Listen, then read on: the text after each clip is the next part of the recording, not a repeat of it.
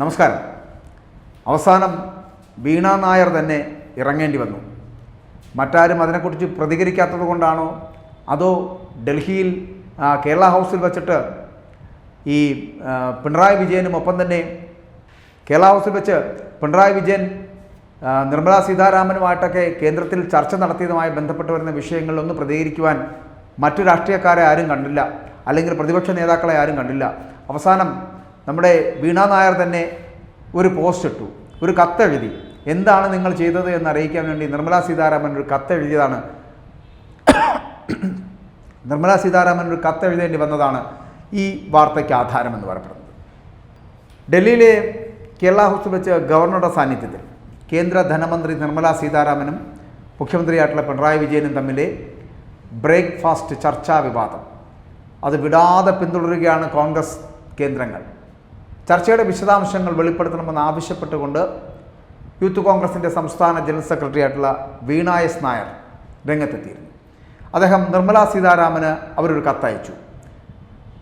കത്തിൻ്റെ പകർപ്പ് ഉൾപ്പെടെ വീണ നായർ ട്വീറ്റ് ചെയ്യുകയും ചെയ്തു. നിയമസഭയിൽ ഉൾപ്പെടെ ആവശ്യപ്പെട്ടിട്ടും കൂടിക്കാഴ്ച സംബന്ധിച്ച കാര്യങ്ങൾ വെളിപ്പെടുത്താൻ മുഖ്യമന്ത്രി പിണറായി വിജയൻ തയ്യാറാകാത്ത ഒരു സാഹചര്യത്തിലാണ് ഈ കത്തയക്കുന്നത് എന്ന് വീണ തന്നെ ചൂണ്ടിക്കാട്ടുകയും ചെയ്യുന്നുണ്ട്.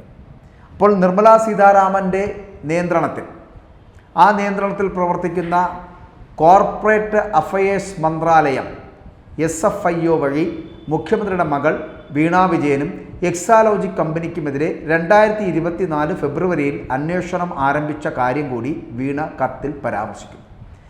8 മാസം കൊണ്ട് അന്വേഷണം അവസാനിക്കേണ്ടിയിരുന്നു, എന്നാൽ അന്വേഷണ പുരോഗതി ഇപ്പോഴും വ്യക്തമല്ല. അപ്പോൾ ഈ സാഹചര്യത്തിൽ മുഖ്യമന്ത്രി പിണറായി വിജയനുമായിട്ട് നടത്തിയ അനൗദ്യോഗികമായിട്ടുള്ള ഒരു കൂടിക്കാഴ്ച, ആ കൂടിക്കാഴ്ചയുടെ വിവരങ്ങൾ പുറത്തുവിടണമെന്നാണ് ധനമന്ത്രിയോട് വീണ കത്തിൽ അഭ്യർത്ഥിച്ചിരിക്കുന്നത്.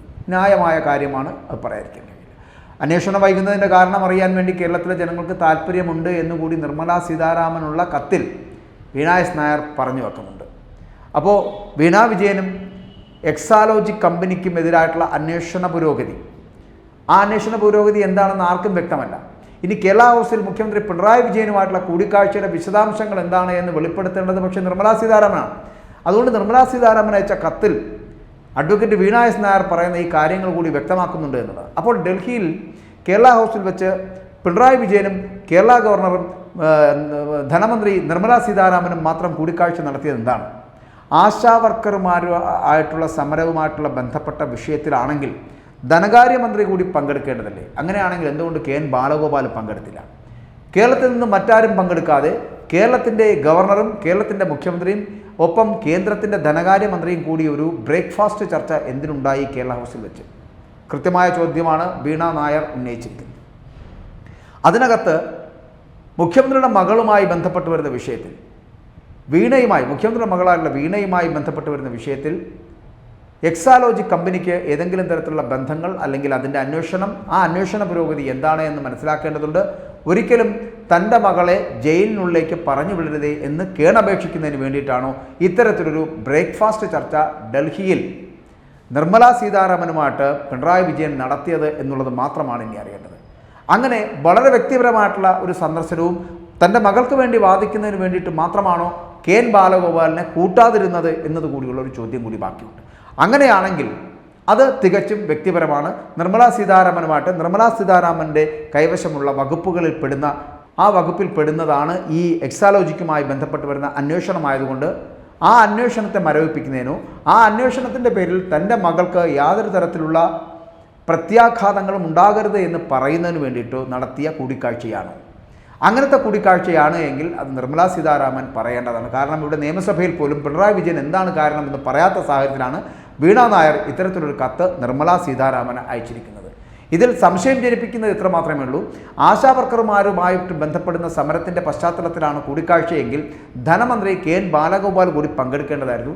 പക്ഷേ അന്ന് അവിടെ KN ബാലഗോപാലോ കേരളത്തിൽ നിന്നുള്ള മറ്റാരെങ്കിലോ പങ്കെടുത്തിരുന്നില്ല. പകരം മുഖ്യമന്ത്രിയും ധനമന്ത്രിയും കേരളത്തിൻ്റെ ഗവർണറും മാത്രമാണ് അവിടെ പങ്കെടുത്തിരുന്നത്. ആ പങ്കെടുത്ത ഒരു ബ്രേക്ക്ഫാസ്റ്റ് ചർച്ചയിൽ എന്തിനു വേണ്ടിയിട്ടായിരുന്നു എന്നുള്ള വീണ നായരുടെ ചോദ്യം അത് മറ്റുള്ളവരുടെ സംശയം കൂടി നികത്തേണ്ടതാണ് എന്നുള്ളതാണ്. ചിലപ്പോൾ പൊതുജനത്തിന് അത്തരത്തിലുള്ള സംശയം ഉണ്ടാകും.